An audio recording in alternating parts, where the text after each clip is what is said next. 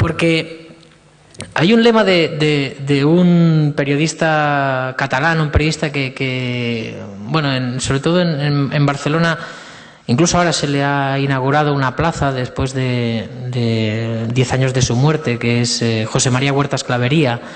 José María Huertas Clavería, que incluso llegó a crear una especie de guerrilla periodística a los que se les llamaba los huertamaros, un poco parafraseando a los tupamaros de Uruguay.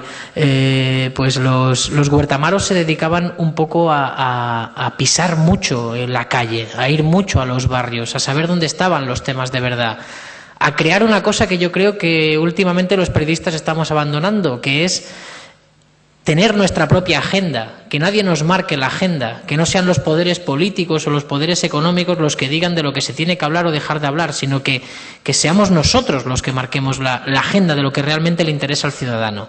Y este periodista tenía una frase que a mí me encanta, y es que cada redactor tiene que hacer de su mesa de redacción un Vietnam. Y cuando él dice un Vietnam se refiere a que tu mesa de redacción se convierta en una trinchera, donde tú resistes, donde tú aguantas, donde tú intentas pelear por publicar aquello que alguien no quiere que se publique. Que ese es lo que a mí me pone más cachondo del periodismo, es eso, es publicar algo que alguien no quiere que se publique. ¿Por qué no quiere que se publique? Porque le puede perjudicar y porque el ciudadano puede ver que es un impostor. Y tener ese momento en el que tú manejas una información que sabes positivamente que alguien no quiere que la publiques, es un momento fantástico. Y arriesgarse a publicarla es, no sé, es tocar un poco el cielo con los dedos. Porque yo creo que hay que entender así el periodismo. Hay una frase de George Orwell que dice que periodismo es publicar aquello que alguien no quiere que se publique y lo demás son relaciones públicas. Pues luchemos porque no haya relaciones públicas en este oficio.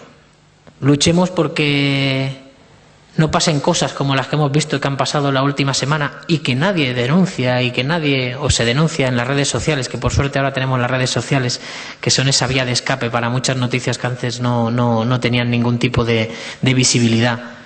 ¿Cómo es posible que todavía haya periodistas en este país que se van al Mundial de Brasil a gastos pagados por Iberdrola?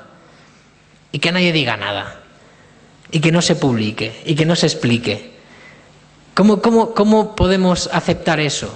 O que Emilio Botín dé una conferencia en Nueva York y que esa conferencia tenga mucho eco en la prensa española porque resulta que ya se encargó a alguien de que pudiese haber muchos periodistas españoles en esa conferencia de Emilio Botín. Cuando los medios de comunicación hoy día, las empresas periodísticas de nuestro país, la mayoría están en quiebra y te dicen que no pueden enviar a no sé qué reportero, a no sé qué sitio porque no hay dinero. Y en cambio resulta que de golpe y porrazo aparece para ir a cubrir una conferencia de Emilio Botín a Nueva York.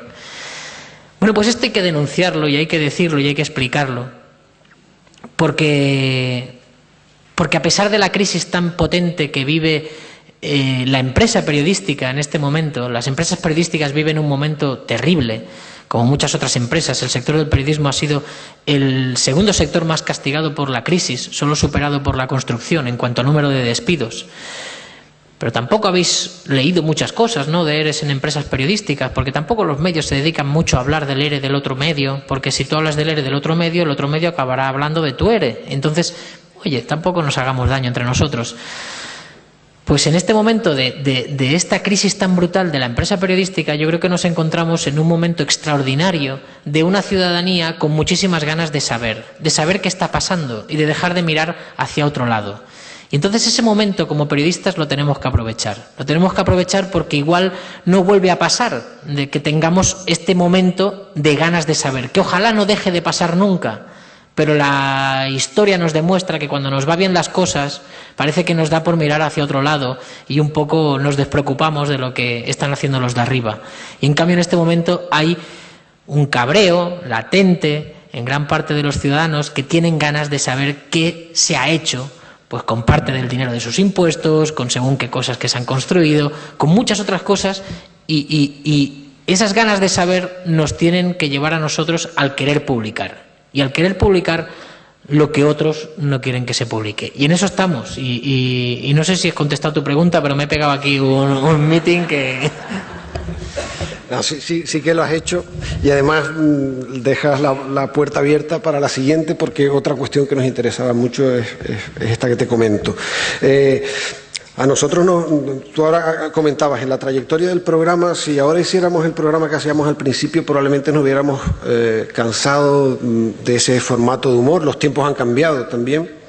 Pero esa primera parte, ese pasado, ese origen en el humor que se va volviendo periodismo de manera paulatina, sí que nos parece necesario para la trayectoria, para poder hacer el periodismo que haces hoy.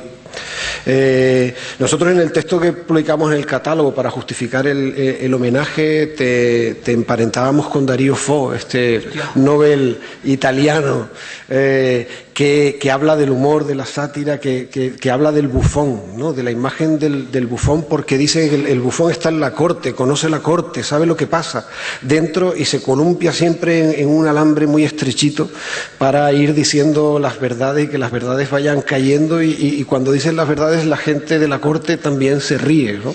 Pero además dice que en el momento en que el bufón se pone serio, eso cambia completamente la percepción de la corte. Si cuando el bufón ya no quiere reír y empieza a hablar seriamente, se puede permitir algunos lujos que otros no pueden. Por ejemplo, repreguntar, ¿no? Volver a preguntar, y es uno de los elementos que continuamente destacan de tu trabajo los medios. ¿Cómo se percibe? Y lo has tocado uno de los puntos quizá de máxima fricción y más escondidos probablemente, que es la relación con los otros medios. ¿Cómo ha sentado Salvado y esa explosión de sentido que ofrece en los programas tradicionales? Porque parece que los impugna de alguna manera, ¿no? Ha habido de todo en la profesión, ha habido de entrada una cierta sorpresa. Yo recuerdo una columna de un periódico muy importante de este país, que empieza por él y acaba por país,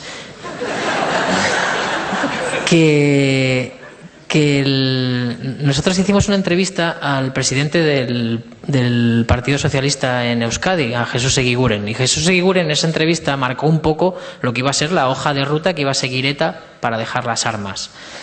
Y claro, era una exclusiva periodística, porque era la primera vez que Jesús Eguiguren, que había sido una persona que participó en las conversaciones de paz con ETA y con Arnaldo Otegi en un caserío de Guipúzcoa, pues nos concedió la entrevista a nosotros. Era un señor que conocía muy bien de lo que hablaba y hizo una hoja de ruta que además luego se cumplió. Claro, los medios estaban casi obligados a hablar de esa entrevista. Y recuerdo una frase del País que decía: grandes declaraciones de Jesús Eguiguren, lástima que equivocó el formato. A nosotros nos ha costado mucho que nos tomen en serio, porque durante mucho tiempo nos estuvimos riendo de muchas cosas. Y para mí la risa también servía para denunciar, y era un poco la rendija que nos quedaba para colarnos y meternos en el sistema. Y creo que el hecho de haber empezado así y haber tenido un público, pues al principio, que era de una manera y que podía venir solo pues para divertirse, ha hecho que a lo largo de estos años de ir virando el programa hacia otros terrenos, hemos ido incorporando público, pero sin abandonar aquel primero, ¿no? Y creo que hay mucha gente que incluso todavía algún lunes o algún martes después del programa, yo qué sé, después del programa de Melilla, te encuentras una señora el martes comprando el pan y te dice: ¿cómo me divertí el domingo contigo? Y yo pienso, hostia, con el programa de Melilla, precisamente, o sea... Pero bueno, ha quedado ahí una especie de un programa raro, de un programa poco ortodoxo y de un programa de muchas mezclas. Yo soy un fanático de la mezcla. He nacido en un lugar donde he tenido la suerte de tener vecinos de muchos sitios de España y donde la mezcla ha sido algo que a mí me ha enriquecido. Me ha enriquecido conocer a un vecino andaluz, a otro extremeño, a otro canario, a otro de Castilla. Y ahí radica, yo creo, que también un poco ese carácter ecléctico de Salvados, que, no sé, para mí esta profesión es un menú degustación. Vamos a imaginar que vamos un día a cenar y tenemos ahí un menú degustación muy bueno. Entonces, Lo que yo no quiero es quedarme solo en probar 2 platos, cuando igual hay 7 o 10 en el menú degustación. O sea, yo quiero intentar probarlos todos, sé que no podré, pero lo que no voy a permitir es que alguien me diga lo que tengo que hacer. O sea, que nos digan, no, es que vosotros este plato ya no lo podéis probar porque ahora sois unos periodistas serios y rigurosos. O sea, tú que te costó horrores darme la legitimidad y ponerme la etiqueta de que lo que podíamos hacer en Salvados también era periodismo, ahora me dices que no, que como ya hacemos periodismo no puedo tocar ninguna otra tecla, ahora ya no puedo hacer Operación Palas, ya solo tengo que comer lo que tú me digas que tengo que comer. No, hombre, esto, no sé, es mucho más abierto y aparte que en el ADN del programa está el riesgo como bandera. El riesgo con todos sus riesgos. O sea, nosotros sabemos que, no sé, Salvados no va a ser eterno y un día se acabará y no pasará nada. No pasará nada. No habrá ninguna manifestación en la calle, ni ninguna carta al director, ni nada de nada. Se acabará y vendrá otro programa que lo hará mejor y innovará y hará otras cosas y tú te quedarás pues haciendo otras cosas y no pasará absolutamente nada. Pero mientras dure nosotros vamos a intentar aprovechar el momento al máximo. Y si nos podemos permitir el lujo de, además de hacer un programa de compromiso social, de entrevistas intencionadas, con un buen guión, con una buena realización, o al menos eso intentamos, si nos podemos permitir el lujo de tanto en tanto, de coger un hecho sagrado de la historia de España y frivolizar sobre él, e incluso hacer pensar al espectador la capacidad que podemos tener desde los medios de comunicación de manipular y convertir algo que evidentemente es mentira, darle una apariencia de verdad absoluta, yo creo que, vamos, a mí esas ganas de probar otras cosas nadie me las va a quitar, con el riesgo de que nos equivoquemos y que un día te caigas y bueno, y cuando nos caigamos pues nos intentaremos levantar y ya está. Pero no entendemos esta profesión con otra bandera, con muchas banderas, pero una de ellas que sea la del riesgo y la de querer hacer cosas nuevas. Yo, al próximo directivo de televisión, que los ha habido, que cuando le preguntan, bueno, ¿usted por qué hace esta televisión? ¿Por qué siempre hace que si hay unos señores discutiéndose, que si... Dice, no, es que yo le doy al público lo que el público quiere. No me joda, hombre. O sea, no, hombre, no. O sea, no nos traten de imbéciles siempre. Porque es que el público no, el público es una cosa muy abstracta. O sea, aquí en este auditorio ahora hay gente pues, de todas las tendencias, supongo, y con pensamientos diferentes, y que esta noche pues verá una cosa en televisión o se irá a cenar. O ¿qué es eso de le doy al público lo que el público quiere ver? No, exígete un poco más. O sea, exígete la posibilidad de que el público también quiera ver una historia bien narrada, una historia bien grabada, una historia bien guionada, porque se ha demostrado que rechazarla no la rechaza esa historia el público. O sea, creo que ha habido mucha gente que se ha asustado después de ver que un programa sobre, podríamos, digamos, el oligopolio de las eléctricas, que era algo que no se había explicado nunca en prime time en televisión. Pues claro, tú te ibas a un directivo y le planteabas este tema antes de que nosotros tuviésemos la potestad de hacer este tema, cuando no nos conocía nadie. Tú ibas a un directivo y le decías, voy a hacer un programa sobre el oligopolio energético. Y te decía, bueno, pues esto lo pondremos a las 12 de la noche, en la 2, y si te ve tu madre, date con un canto en los dientes. Claro, y no es verdad. Y no es verdad. Es que de lo que nos tenemos que convencer es que no es verdad.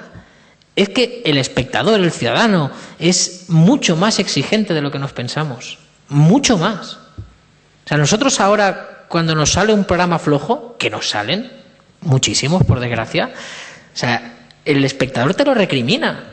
Y te dice, ¿y por qué no has tenido a este? ¿Y por qué no has entrevistado a este? ¿Y por qué no has ido también a aquel pueblo que también hay una problemática similar? El ciudadano cada vez, insisto, tiene más ganas de saber y cada vez está más informado, a pesar de toda la crisis que pueda tener en la empresa periodística. Por eso, que si en aquel momento yo hubiese llevado el programa del oligopolio energético a un directivo, me hubiese dicho eso, que no, que él en prime time pone lo que el público quiere ver, pero porque nunca había arriesgado, porque nunca había decidido poner otra cosa en prime time.